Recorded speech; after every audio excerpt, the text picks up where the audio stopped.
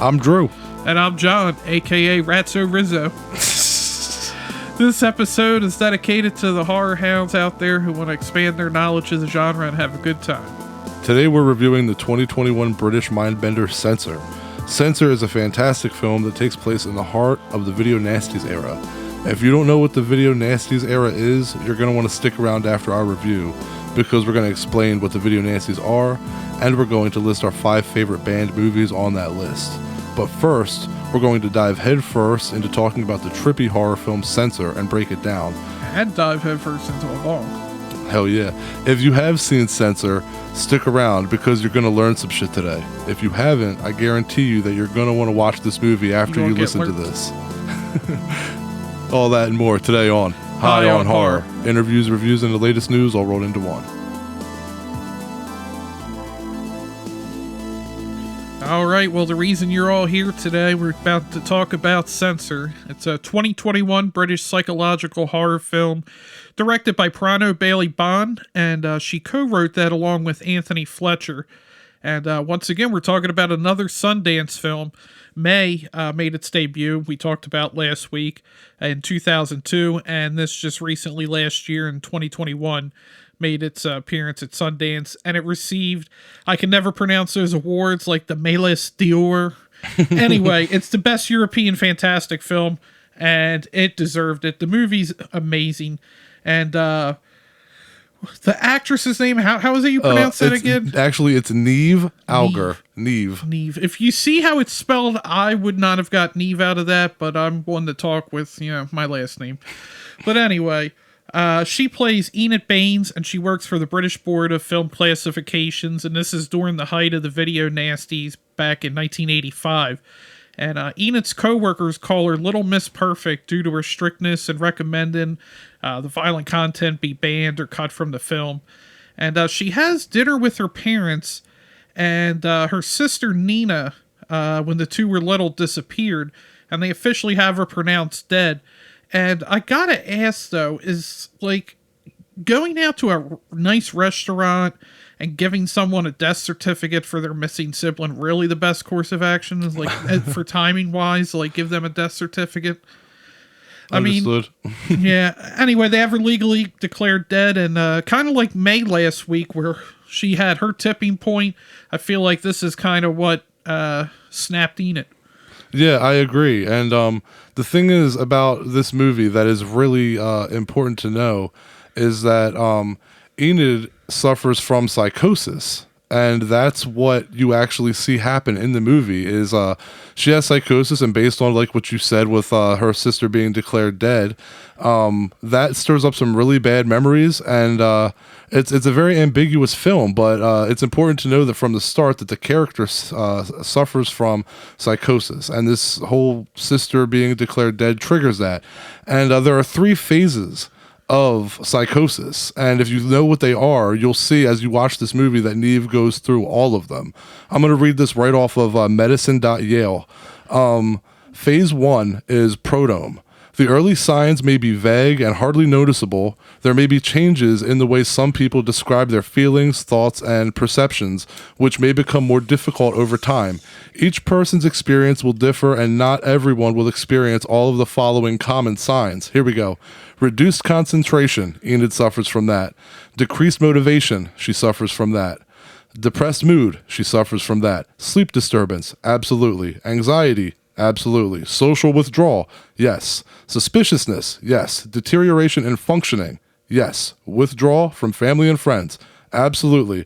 And odd beliefs slash magical thinking, absolutely. Phase 2 is acute. The acute phase is when the symptoms of psychosis begin to merge. It is also known as the, quote, critical period. Clear psychotic symptoms are experienced, such as hallucinations, delusions, or confused thinking. During this phase, a person experiencing psychosis can become extremely distressed by what is happening to them, or behave in a manner that is so out of character that family members can become extremely concerned and may start to seek help for them. Before this stage, the individual may have been experiencing a more gradual decline. And then phase 3 is recovery. Recovery is recovery, and unfortunately, our main character Enid does not get to that stage. Yeah, and we'll get to that. I would say here, once again, censor with the video nasties. It's just, that age old. Won't somebody think of the children? And one of the first movies she watched, just based on the name, I want to see it. Rat Brothel. I don't know what that's about, but I want to check that out on VHS. I want a VHS of it. It's a made up movie more than likely. A lot of them were made up, but if that's one of the real ones, I've never heard of it, but I'm in. Yeah, I mean, just based on the name, I'm trying to remember because we watched it last week. There was Evil Dad in the Evil Dead letters. That was another one. But I don't think we saw any clips from Rat Brothel. Unfortunately not. But after this dinner, shortly after, a man murders his wife and children, and they called him the amnesiac killer. A tabloid newspaper links the killings to a film Enid had rated several months ago, and they named her as the censor who approved it. That's interesting that they would get that information so quick, and that they would publish, oh, this is the person that passed it. Right, exactly, because the whole thing with the video nasties is that they were finding out that all the movies were hitting video unedited, and so her job as a censor was to edit these movies to make them safe for home video. So basically, they're saying she failed at her job and let some shit slide through in this one tape and didn't edit it well enough, and that the kills inspired this man to commit a murder, and now she's at fault.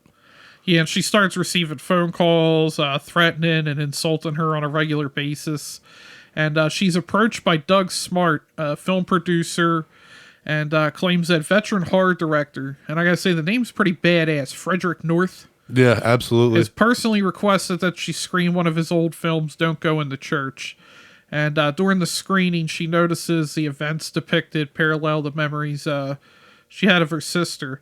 And Don't Go in the Church looks pretty badass. I would watch that one too. I was gonna say I would watch that, and I'd also watch Beastman, which is also a movie that kind of pops up from time to time. And Don't Go in the Church. That's really when I feel like things really started to tip for her. She's pretty much tripping all the time.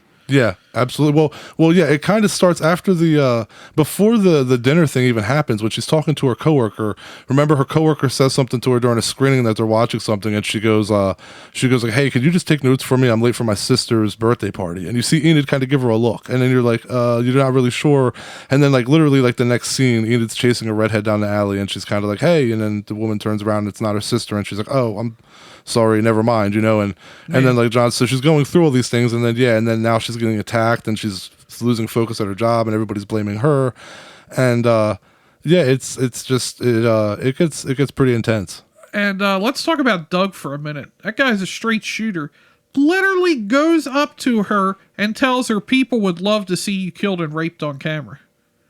Dude, well, I just want to say real quick that that's played by Doug Smart, is played by Michael Smiley, and that's my boy Tires from Space, the Edward Wright show. Oh my God, Edgar Wright show with Simon Pegg and Nick Frost. He was my favorite character. He was a bicyclist. He was like a courier. Anyway, but yeah, and the funny thing is, you said you liked him in the movie. He's like the biggest asshole in the movie, and you're like, I like this guy. First, when I first met him, because he was cocky. Well, I mean, he just had balls to go right up to her and say that. I agree. But that Frederick North film, Don't Go in the Church, because she thought she saw her sister as one of the actresses.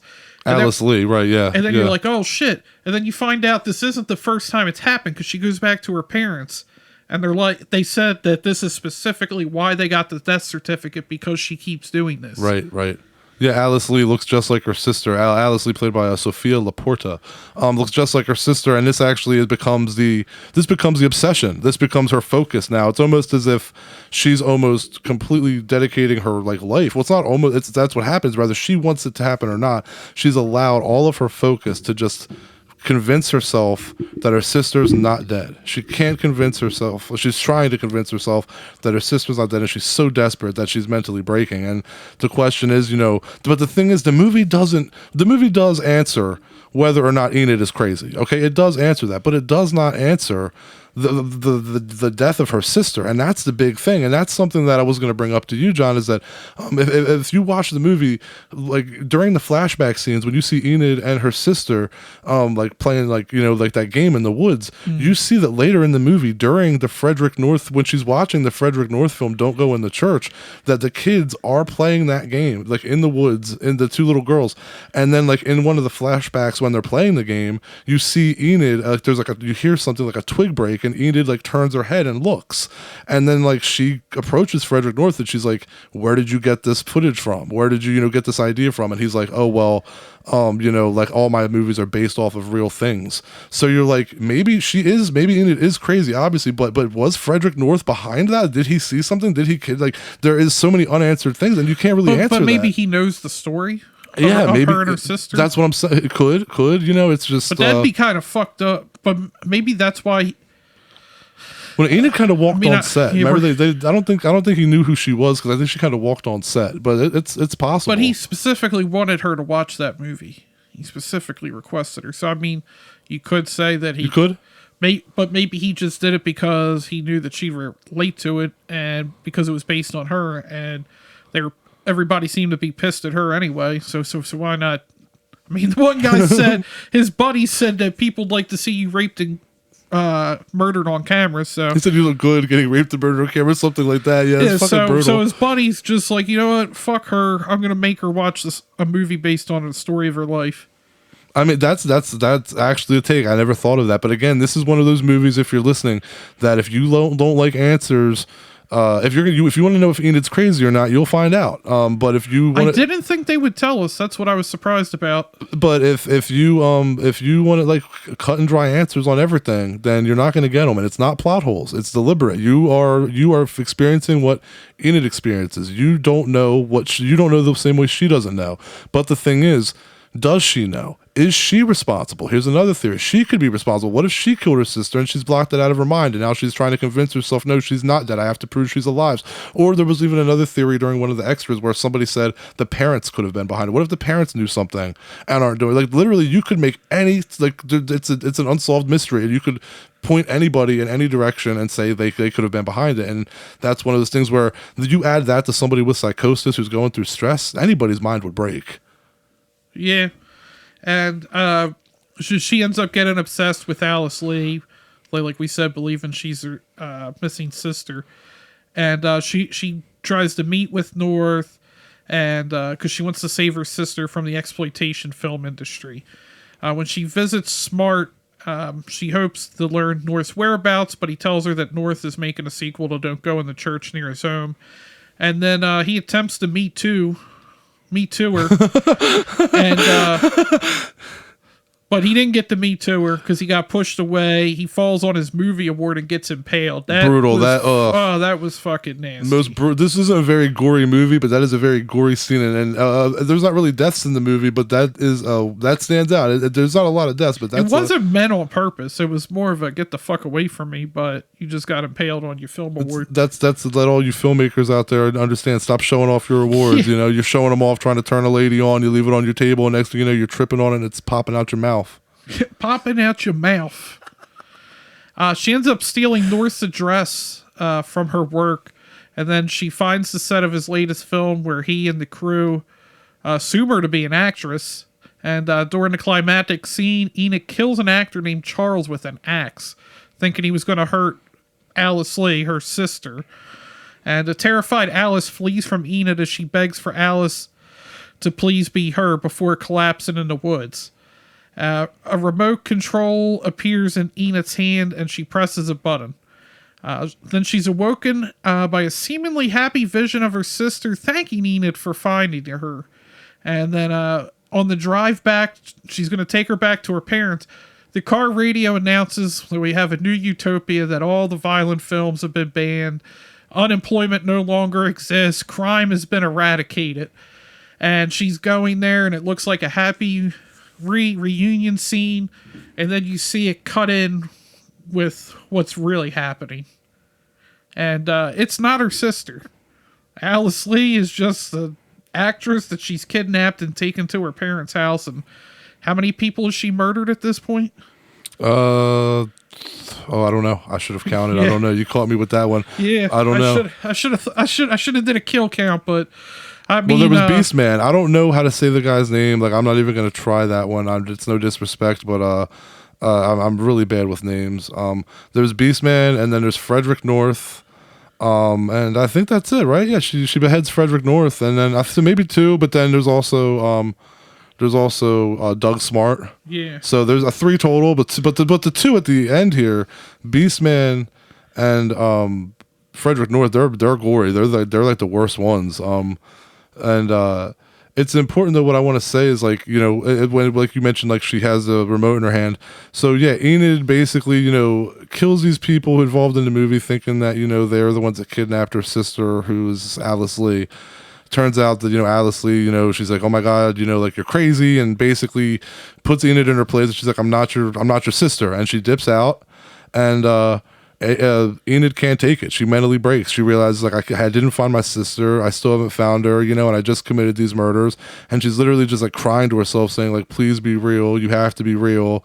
And she literally just has a remote in her hand, and that is where her mind completely breaks. That is, like, she literally just makes her own reality. She decides to hit play, and that is where she just literally just says, okay, I'm gone. My mind is fucking gone, and, like, you know, here we go. I'm just making up my own reality, and that's exactly what she does. Like John said, she kidnaps Alice Lee, and the thing is, you get these little VHS little, like, spots, a little, like, it's like little, like, gray. Yeah, and what's like pixelation, you know, Yeah. like, and It's really well done. In the pixelation, you see reality, and that's what it's like. The dream has now become the reality, in the sense that you're watching Enid and her, you know, sister all happy in the car, but the pixelation and the VHS, like, little scratchiness that's popping in, well, what should be the fiction is actually the reality. And the reality is, you're seeing little glimpses of it here and there, of Alice Lee screaming in the car, begging to be let out. And then you see her in her Enid's parents' arms, like, screaming for help, saying, help me. And Enid's parents are looking at Enid like, what the fuck? But Enid's smiling, and then she turns and looks at the camera, and it's like she has no idea, like, what's going on. Her reality has totally blended with fiction. And it's just it's such a fucking good movie, and what an ending, man. Every time people talk about that movie, it's always what an ending. And part of that's that score too, that music that's on, man. It's just it's a beautiful ending, but it's so fucked up. Yeah, like, I really thought they were gonna leave it ambiguous as to the ending, whether I felt like it was gonna be left up to the viewer to decide. But I like that it had a definitive ending. But you don't know what happened to her sister, so she's crazy, but you still don't know. You could agree that maybe one of her theories about her sister was right. Yeah, and do you think when the cops get to her, they take her to Arkham or whatever? Arkham? Yeah. I don't know where they take her, man, but I will be honest, I do feel I bad for gotta think it's Neve. gotta be a mental institution, right? Yeah, she would be. She's completely gone. I don't think they'd put her in prison, especially because the movie takes place in 1985. Back then, well, I don't know. Maybe they didn't consider mental. I don't know. Maybe they didn't consider mental health to be like a. She got Mac Murphy it up. Yeah, Flew over the cuckoo's nest. I was gonna say, wait, yeah, there's one flew or two. Yeah, you know what? She probably got off on mental institution. That's what I would think. I would be the natural. Yeah, that's what I would assume. I mean, she's just gone. She's completely lost touch with reality. But the thing is, though, is that Enid had a chance to be normal. One of her coworkers asks her out, and that's the thing, is she just ignores him and chooses to continue down her path of mental destruction. Like, had she said fuck it and had a drink with them and blew off some steam and let her hair down, just got her out of the psychosis for even a little bit, the movie and her path could have gone completely different. She might have said, "Man, I've been kind of nuts. I need to get some fucking sleep and rest this off," you know. But unfortunately, that's not what happened. She cuts off human communication and just gets lost in this web. And you watch her become more and more farther gone. And it's like, once she snaps, there's no coming back. I don't imagine there never needs to be a sequel. But I can't imagine there's a happy ending for Enid. I can't imagine she ever is out of the mental institution and better. Like, she was fucked before she went in, and this just broke her. I really would hope they would not do a sequel to this. Agreed. I feel like it would water it down. And it's a short running time. It's only 84 minutes, but there's a lot packed in the 84 minutes. Agreed. Yeah, it's like those old school Carpenter films, straight to the point. I like those straight A to B, no fucking around. You're not going to say that this movie's slow paced, you know, things like that.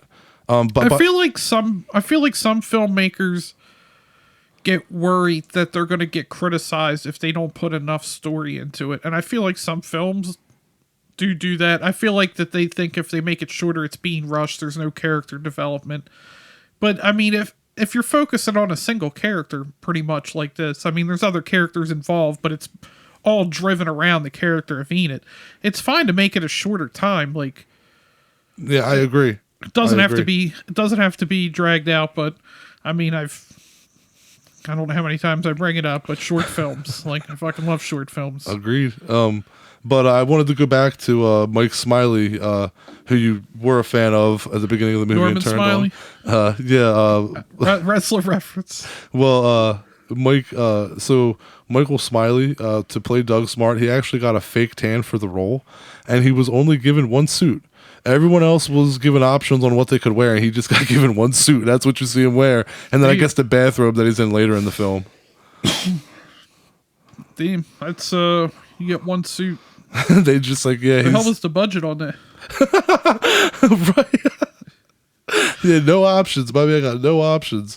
But and another thing is that and there's a scene when you see Enid reading her journal. In that scene, Neve actually made notes. I'm sorry, actress. The actress Neve. She made notes as young Enid. In the time of when her sister disappeared, and they actually used those pages in the book when you see Enid reading her journal. Oh, nice. I got a little knowledge nug for you on Michael Smiley. Do you know what his first movie role was? His first movie? No. He did TV before, but his first movie role, he went uncredited, but he was zombie Tyrese O'Flattery from Shaun of the Dead. That was his first movie role. Dude, that's just it. It's funny you say that because you see how his name was, what was it, Tyreso? Tyrese, Tyres, Tyrese. It's Tires. He plays Tires from Spaced. It's just it's an Easter egg. If you've seen Space, you understand. So it's like, yeah, that's pretty fucking cool. Yeah, I didn't see that, but that's pretty cool. He was in ABC's of Death. Like, he's got some good stuff on his resume. Kill List is on there. He's a fucking in Kill List, and Kill List is awesome. Was the movie award kill the best kill? I feel like, at least for me, that was easy. I think the thing is, I think Beastman's death was the hardest because it was just being like blundered with a fucking axe to the guts. Yeah. Frederick North gets his head cut off, but yeah, I think that for creative and the fact that you watch him suffer, you watch Doug Smart like suffer. He doesn't die right away, and he's gargling his own blood and shut. Yeah. But I want to bring up real quick how I like how the whole like office of the censor, like how they made it look underground, like it's like shut out from the rest of the world. Did you notice that? I thought that was like a really cool. Did they go down in the Dr. Evil bunker? Oh shit! But to go back to the ending, or real the quick, Pineapple Express had that bunker in it too. They did, yes, it did. But to go back to the ending, when I was mentioning how like the music's playing and it's like just such like a profound scene, the music in that scene, there was actually dialogue that like where the parents and Alice Lee were talking, but it got messed up or lost, and so like the editor basically like just did the scene without there being audio, and they thought that worked better. And I actually like I can't imagine it being any different. Like hearing them talk, it was so much better just hearing the music and watching their reactions. Yeah, you know what I mean? Yeah, I feel like that had the more powerful statement, but I still would like to know what was being said. They're probably like, "What the fuck is wrong with you? Like you crazy bitch, Michael." I have a knowledge nug for you. I thought that you would find this interesting. Are you going to knowledge nug my knowledge nug? When Enid hugs her sister, Alice Lee, or who she thinks to be is her sister, that's the only time Enid hugs anybody in the film. Damn. And she's hugged back by horror. Her sister is horrified. The only affection Enid gets is horror. That's pretty fucking cool, right? Damn, that is true. I didn't think about that. I know, right? It's some deep shit. And they said also that once she's on set and Don't Go in the Church too, and the hair and makeup chair, once her hair becomes unraveled, that's officially when her mind starts to become unraveled. There's just all sorts of like symbolism in this movie. It's just you have to watch it like so many times, but you'll see it. Yeah, I was gonna say now, do you think that Enid would agree with Billy and Stu that horror movies make killers more creative. They don't make killers. Well, that's the question. Actually, I think she would disagree that they do make killers. I think she would disagree with them. Would you think Enid would disagree and think that, that I movies feel like do part make of the people reason killers? she's the censors. Yeah, I mean, maybe she does, but I think the whole point is, well, the thing is, though, something that we forgot to mention is that this killer, this amnesiac killer, later in the movie, it's mentioned briefly amongst her Enid's colleagues that the amnesiac killer, it came out that he didn't even watch the movie, that she's getting blamed for not editing. So I think that that's the whole point of it was Enid's psychosis, and the point is, anybody can be influenced by something that they watch or listen to if they're fucking mentally unstable. Like anybody can be influenced into something, but did the movies make her do it? No.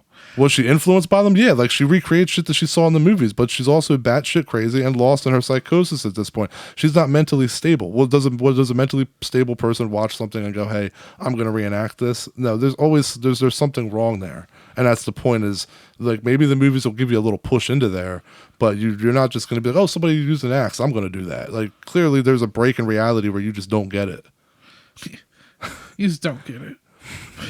I thought it was going to be revealed that she was the amnesiac killer. I thought that's the route they were going to go with it. The first time I saw it, I thought that too because she wasn't sleeping. Yeah, and I was like, "Oh no, is she like killing people?" Like because there's a lot of scenes where she's just staring in front of her TV, like a static TV, and I'm like, "Is this what her mind thinks she's doing?" But she's out there slaughtering motherfuckers. Slaughtering them. The other thing that I thought was really cool is that the color palette of Enid, like her house and everything, like her makeup, her hair, her like what she wears, everything, are the color of bruises to reflect her inner turmoil. Damn, you did a deep dive on this. I just watched all the extras, and read the book that came with it and shit. I know, physical media. Yeah, the whole thing, to help separate reality from fiction, to those of you watching, or I'm sorry, to those of you listening, to help separate reality from fiction with this movie, pay attention, because Enid's dreams, when she's tripping, that's when you see the red and purple, those Argento colors, those nods to Suspiria. You kind of get that Argento vibe when she's tripping. When she's not tripping, that's reality. Damn. Yeah. See, I don't get these on Voodoo. I don't get the commentaries and shit. No, but you're shit enough. I mean, Yeah. I'm just sharing the knowledge. You know what I mean? I'm just happy to share because I think that a lot of people like knowing this. If I had heard a podcast with all this when I watched it, I'd be like, "Damn, this makes a lot of sense," and then I'd be able to come up with my own theory of what's going on. So, just want to share the knowledge. Like it's pretty cool to know this shit, to get this stuff out there to more people. And here I got some knowledge for you. All right. The film was mostly shot on 35 millimeter, but they also used some Super 8 and VHS footage. Oh, that's awesome. Well, I mean, you can kind of see where the VHS comes in. Yeah, absolutely. I mean, I don't really have any complaints about this movie other than I feel like I wish it had a bigger budget, but it's like they did so much with the budget they have that it really need a bigger budget. Like, I don't really have any complaints. I'm kind of like, to find a complaint, I feel like I'd have to be a little nitpicky. You know what I mean? Yeah, I mean, I guess we'll give our final statements before we give our rating. Do you want to go first? I was going to say, for things I don't like, I mean, I can't really think of anything. Man, everything was pretty good with it. I liked the kills. The visuals were good. Like you said, for the budget they had, they did a great job with it. The music. I feel like that's always an underrated part of horror movies that I feel like some people don't get. Agreed. I guess I would give it probably, I'd say about an 8.4. 8.4. Very nice. That's high for John, for those of you who don't know. It's good. That ending, that fucked with me. But don't you feel that it has rewatchability just for the fact that you can just catch things every time, new things, and just want to rewatch it? It's not something like Sixth Sense or something where you've seen it and then it's figured out. And that's not... It's a part of the movie, but it's not the entire movie. Agreed. It's fun to watch. I think it's fun to look at. It's beautiful to look at. Like the cinematography makes it beautiful to watch. So even though it's a heavy movie, it's almost still like it's cool to watch because it's a short run time, good visuals, and that ending just kicks you right in the taint. Right in the taint. But yeah. So I've been trying to push this movie on everybody, and I finally got John into it, and John is a fan. So as you heard, 8.4. So I'm gonna do it. This is the highest I've ever rated a movie that we've reviewed on here. I've said this before. I don't believe in giving out tens because I feel that tens are earned. Once you've seen a movie 10, 20 years down the line, and if it's held its place and hasn't aged and looked like shit, or if it still holds your doesn't hold your interest, it's not a 10, is it? Tens are movies that last. Tens are movies that they don't change over The time. Godfather. Halloween, exactly. But I will say this movie is dated because it takes place in 1985. That's the whole thing. It's supposed to be that way. It's designed that way. It's not a project of its environment. It's made to look that way. As a period piece, it's fine because I mean, Yeah. it's still, even though it's set specifically during the video nasties, it's still that timeless story of censorship, Yeah, absolutely. and then Yep. somebody just losing their mind. And the question of there's the whole, well, we won't get into the whole debate of censorship. We'll get into that when we talk about video nasties. But yeah, so my rating, here you go, guys. You hear it. Best rating I've ever given a movie that we've ever rated on this podcast, 9.5 out of 10. I find nothing wrong with it. I'm the only reason I'm hesitant in the 10 is because I just feel like I need to revisit it in 10 years and see how I still feel about it. But right now, it's near perfection. I really, really, really recommend it. It's one of those high rated movies, but it's one of those ones, at least for me, that I don't see it moving. Because there's movies where I feel I like you said, I don't give out tens, but then I'll let time go by, and then if I reevaluate it, maybe. So, but I don't feel like, and there's some movies that I feel like that I know that I'm like, yeah, in 10 years it's going to go up higher. I know it'll stay there. I feel like this is right where it is. I feel like for me, it won't really move too much. I feel like if it does, hopefully it'll just get better for me, and I might finally be like, yeah, I'm going to give it a 10. But I will say that for those of you out there that have your basic premium streaming services, you know what they are. It's available on one of the more common streaming services right now to watch. I'm not going to say the name because they're not paying us. You know what I mean, John? Business is business. That's right. But trust me, if you have one of the few major home streaming services, you can watch Censor right at home. You want to get into the video nasties now? Yeah, let's talk about those bad boys. All right, let's do it.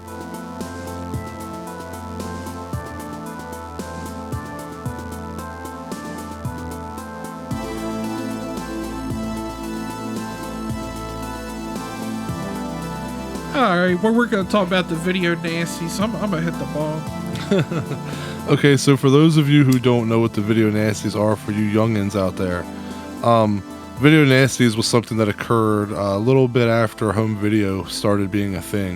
In 1979, home video really started and kind of took off from there. And what happened is, the MPAA, the Motion Picture Association of America, they have movies censored before they hit theaters.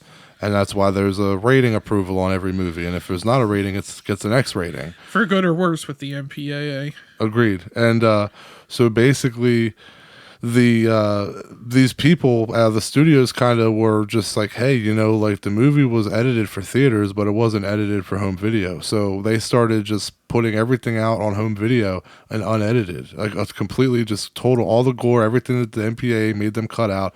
You could buy it in its full glory. And basically some asshole pig-headed politicians in the British government decided that they think that that is the reason that there's like crime and that people are like being violent and stuff, and that it's, oh my god, it's the movies, they're releasing these movies with 3 extra minutes of somebody's eye getting gouged out, that's why my kid's a psychopath. That's basically what it became. And the government, the British government really cracked down, and they just made a list of all these movies that they just basically were like, you know what, like you're not allowed to own them. We're going to invade your home and privacy and tell you what you can watch and do in the comfort of your own home. That's how serious this got. John, why don't you break down the categories for us? Yeah, in total, 72 separate films appeared on the list at one time or another. 39 were successfully prosecuted under the Obscene Publication Act. And basically, what happened is the movies got split into 2 sections. Any title seized under Section 1 would make the dealer or distributor liable to prosecution for disseminating obscene materials. They could be fined, jailed, and the film itself would be declared obscene if the prosecution was successful, meaning it couldn't be distributed or sold in the United Kingdom until they quashed the obscenity. And like I said, 39 of the Section 1 films were successfully prosecuted and remained banned. 33 of the Section 1 films had unsuccessful prosecutions, and they were moved into Section 2. And Section 2 titles were liable to be confiscated under a less obscene charge, and it allowed the police to seize a film they considered obscene as long as the dealer cooperated. They legally admitted that the articles are obscene, and therefore they could escape any personal prosecution. The 33 films that couldn't be prosecuted under Section 1 automatically became Section 2 titles, and they were seized by the police. Basically, the main difference between Section 1 and Section 2 is that the video dealers or distributors could be personally prosecuted in court for holding the film under Section 1, but not under Section 2, where the obscenity is admitted through forfeiting the material. And most of the movies on our list are from Section 1. And actually, the funny thing about them, I don't know which 10 you or 5 you picked, John, but all 5 that I've picked have been unbanned and have been released uncut. So so they're off the list. I guess they finally got their chains released. How do you know if yours are? The first one here I had on my list of the 5 was The Evil Dead. It was originally passed with cuts for cinema, and then it was released with approximately 2 minutes cut in 1990, and then finally it was released uncut in 2001. Okay. Well, yeah, it's funny because you said that, because The Burning is on my list. And that's under Section 1. From 1981, and that was released fully uncut as well in 2001. Fantastic slasher film. Yeah, I was trying to see here. I thought I had this stuff up here on The Burning. Maybe that was, here it is. It was Section 1. It was originally passed with cuts for cinema, released with a whole 19 seconds cut in 1992, and then finally it was released uncut in 2001. And then we're going to go to another one on Section 1 here, Last House on the Left. It was originally refused a cinema certificate in 1974 and again in 2000. Also refused a video certificate for a third time in 2001. It passed with 31 seconds cut in 2002, and it was finally released uncut on March 17th, 2008. I mean, I'm going to be honest with you. I don't agree in censorship, nor do I agree in the video nasties list and controlling what people watch. But from an objective standpoint, I understand why Last House on the Left was on that list. That shit is offensive. That movie is offensive, man. But here's the thing. I gotta know. We agree that movie's pretty extreme. Yeah. They only cut 29 seconds? Like, that's, yeah. I want to know what did they cut that, like, made that, because, I mean, it was only 29 seconds. I mean, the rape scene goes on for how long? I know, and the torture and the murders. It's probably longer than what it feels longer than what it is. It might have been some bullshit too. Watch the time that they cut out of it was like the parents attacking the rapers or something, or the rapists. It's like it wasn't even the rapists or whatever. We can't have the violence. Well, so my next one is a little underrated Tobe Hooper gem, the director of the Texas Chainsaw Massacre. He did another movie. He did a movie from 1981 again. I said The Burning was in 1981. Here's another one from 1981 called The Funhouse, about this like mutant freak basically who wears a Frankenstein mask and walks around and does work at a carnival, funhouse so to speak, and he gets some kids show up. They decide to, not kids, teenagers. They show up. They spend the night. They fuck around and they get fucked up. And it's a good one. It's one of those movies that helped me with my childhood dislike of clowns. I mean, I still don't like them, but I'm not terrified of them. But anymore, The Funhouse was actually a Section 2 film. It was passed uncut in cinema. And then it was released uncut in 1987. It got reclassified in 2007. Oh, shit. No kidding. Yeah, like, it's amazing. Like, I feel like how many of these films that you're like, really, as recent as 2000, you couldn't pass that? Yeah, I mean, I don't know. Maybe they just didn't get to it, but I feel like it could have been passed way before now. There's been so many extreme things, and when you see, it's funny because everything's just kind of looked at like now that it's getting released, it doesn't have the impact that it should have had because everybody's like, whatever. It's like, had you seen it back when you're supposed to see it? Like that sucks to gut a movie like that. Like, My Bloody Valentine was severely gutted. Like the if you watch the unrated version, you see that every kill was like every kill's in the movie and it's brutal and gory. And then when you watch the theatrical, they're all cut. And that's one of the biggest complaints is like My Bloody Valentine. You know, they cut away from all the kills. It's like they didn't. Like it's there. They fucking had to cut the shit out. Stupid. Yeah. And get into another fucked up film on my list. I Spit on Your Grave, also known as Day of the Woman. Another one that I can understand why it's on here. It was released with 7 minutes and 2 seconds cut in 2001. 17 minutes? 7 minutes and 2 seconds. Okay. It was re-released in a longer re-edit format in 2003, which reframed the rape scenes but was cut by 43 seconds to the second rape scene by the BBFC. The original print was released again with 3 minutes cut in 2010, and the film again received a 1 minute and 41 seconds of cuts for the 2020 Blu-ray release. Damn. Yeah, they didn't fuck around on that one.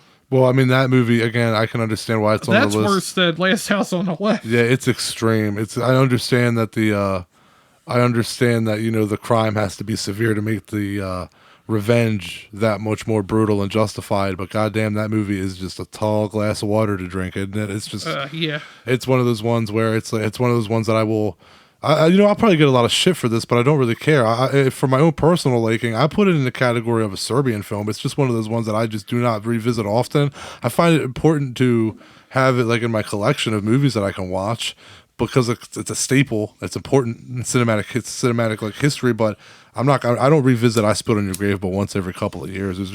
There's no reason to, in my opinion. I don't know. I'm sure they're out there. There's a lot of sick people out there. I don't mean to call you. Here I am talking about people censored shit and calling people sick. Look, you watch whatever you want. You watch whatever you want, but I don't know how somebody can truly. Again, I apologize for saying sick, but I really don't understand how somebody could watch something like I Spit on Your Grave and just like have it on as background in the background and like laugh at it or just watch it like it's I just a fucking, put it on when I clean my house. Yeah, or just watch it like it's a Pixar movie. Like, I'm just gonna have a snack in bed, watch I Spit on Your Grave for the 600th time. Like, I don't understand how somebody can subject themselves to watching something that brutal. I don't like watching people get victimized, and that it's a tall glass of water to drink. Like I said, you said Pixar. I was like somebody like so what movies do you like to put on to relax? You know, Toy Story, Up. You know, I Spit on Your Grave, Serbian film. Last House on the Left. Right? What? Some dark shit. There are some dark movies on this list. I understand the concern for like and some edgelords out there that'll be like, "Oh yeah, I just put it on in the background. It's relaxing." I understand that these you movies have problems. Exactly. I understand that these movies, you know, that they push boundaries. They push cinema further than it had gone before, and that caused a little concern and a little panic. But I just don't think that it should have been everything that it was. I think that the government thinks us people are way too stupid to think that, like, you know, they can't trust us with some fake shit and know that it's just a movie. I mean, let's be honest. The movies are from the 80s. The effects weren't even I just don't feel like people. Let's be honest. People are kind of stupid. I don't feel that people would just be convinced. I feel like if you're watching a movie with a dude get his head cut off, like 9 out of 10 people would know that shit was like fake. And like I just don't get how people don't trust. If you everyone. kill your actors, you're gonna run out a lot of them quick. Like, do you really buy a Friday the 13th movie or whatever and bring it home to go like, yo, I'm gonna watch this? You dude. Trying to say there isn't the possibility of some kid who drowned comes back as a man baby killing people? Well, even so, are you watching the movies going, yo, he's really killing people, yo? Like, that's real. Like, he's CJ cutting Graham people really up. bent that guy backwards. Yeah, it's like no, you know it's fake. Like, who's watching that and going, oh my god, that person just got killed? And like if you're taking it that seriously, you just didn't watch enough TV. It's like I don't understand. Anyway, the next movie on my list comes from 1973, and it's a complete underrated classic about this almost made Death RX for me. But on our previous episode, but I'm sorry, the episode before our previous episode. But this movie is it's about mental patients being who are just allowed to roam free in their mental house, the house that they're staying in. It's not even an institution; it's just like a house, and all the crazy shit that can happen when you let some loonies walk around by themselves, and the shit that they stir up, and they're not even the bad guys in the movie. So yeah, Don't Look in the Basement. Awesome fucking movie. Don't Look in the Basement, also known as The Forgotten, originally passed with cuts for cinema. It was released uncut in 2005 with a 15 rating. It's a solid movie, man. It's just one of those classics. It's a very chilling ending. A very That was a nasty Section 2 twist. film. Oh, okay. So that and the Funhouse were Section 2. Okay. Now, my final film on the list. You out there, you try to guess which section you think this ended up in. Cannibal Holocaust. You think that was a Section 2 film? All they did was just collect it? Bro, that's a Section 1. Yeah, That's definitely a Section Section 1.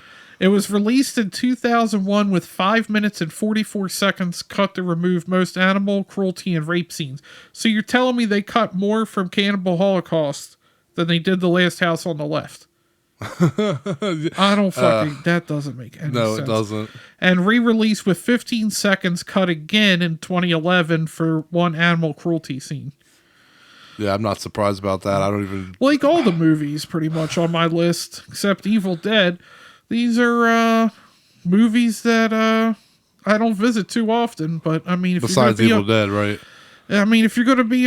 those are movies that when you say... where we're making a list of movies called Video Nasties about the most fucked up movies, all of those fit on that list. But Evil Dead does. I don't feel like Evil Dead belongs on that list. Well, yeah. I guess, I mean, there was a lot of blood. Yeah, I get that, but it's claymation. But I've got some news for you, brother. You are baked. You only listed 4. That wasn't your last one. I have 2 more to list, so that means that you should have another one. Wait. Well, let's go through the list. Evil Dead. I spit on you. Yep, you're right. Damn. What the fuck? I am baked because now I just remember what my last one was. So I'm gonna get into mine. My next film is Lucio Fulci's version of The Shining, and it's from 1981 as well. So that's 3 of my 4 so far that have come from 1981. 1981 was a badass year for movies, man. Fuck that Video Nasties. You know, another good year is 86. Agreed. 85 for that matter. But yeah, the Beyond by Lucio Fulci. It's his version of The Shining, and honestly, if you're listening to this podcast, you have probably seen that movie 1,000 times. If you haven't, it is on Shudder. We are partners with Shudder, so we'll do a little name drop. Go check it out on Shudder. It's streaming on Shudder. It's just it's an absolute classic. It's gory as hell and brutal. Don't look too much into the plot, just like with most Fulci films, and it'll go down just like a smooth glass of wine. The Beyond, the original title. You ready for me? Fuck this up. What is it? E tu vrai nel Torah la Adala. You got to work on the Italian. Yeah. Anyway, it's also known as 7 Doors of Death. I could have just skipped all that. I went straight to it. Anyway, it was originally passed with cuts for cinema. It was released with approximately 2 minutes cut in 1987 and re-released uncut in 2001. And that was a Section 2. Okay, so that's 3 Section 2s. But I'm still not wrong, even though I thought it was my last one and I said it was a Section 1. My final one is also a Section 1. Okay. Blood Feast. Okay, Herschel Gordon Lewis, okay. Yeah, released with 23 seconds cut in 2001, and then finally in 2005 it was released uncut. I think it's amazing still that Chris Jericho is such a fan of that movie. Dude, it's so bad, but it's so much fun. I would love to talk to Chris Jericho about it on here, but, he's a busy guy. I'd let him put me in the walls of Jericho if it meant he could. What is his new move? The Codebreaker. No.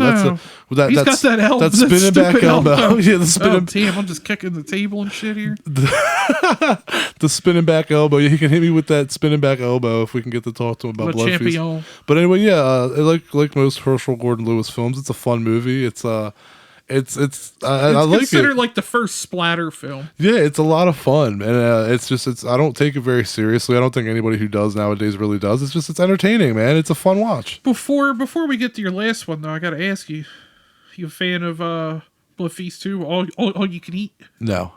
I can't say that I am.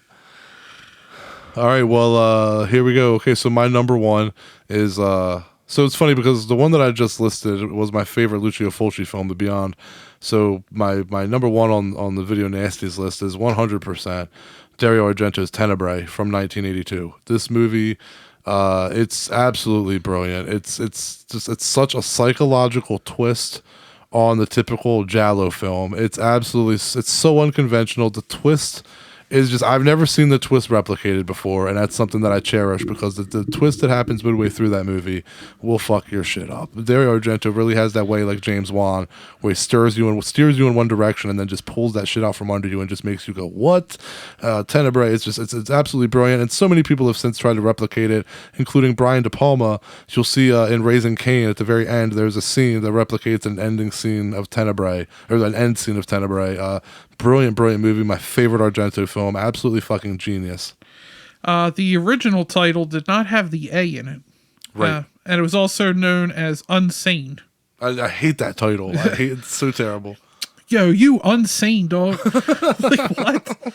Originally passed with cuts for cinema, and it was released with 5 seconds cut in 1999, and then finally released uncut in 2003, and a Section 1 film. Oh my god, that was a Section 1. Oh, you know why? I know why. It's because there's a scene where a woman gets her arm cut off and the blood is just gushing. But it's like, it's a Giallo. It's like Argento, typical, the blood that's gushing. It's so like ridiculous, but it's just like this gush of red on this white painted wall. It's like it turns the wall into like an art piece almost. Like just Argento's. How can that be a category 1? It's so stupid, but whatever. So yeah, that's our list. You want to close us out? I was going to say Tenebrae was Argento's was a reaction to the criticism of his previous work, especially his depiction of the murders of women. I'm too high. We need to wrap this up.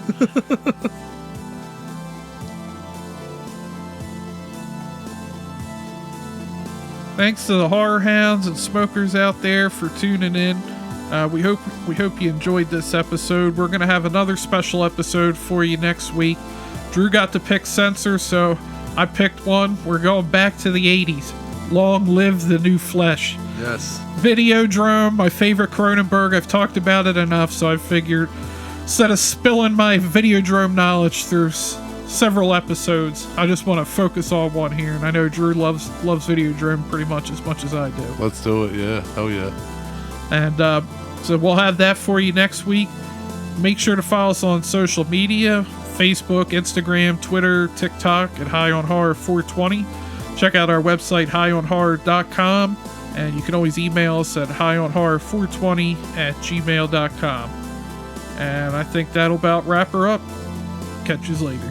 Bye, everybody.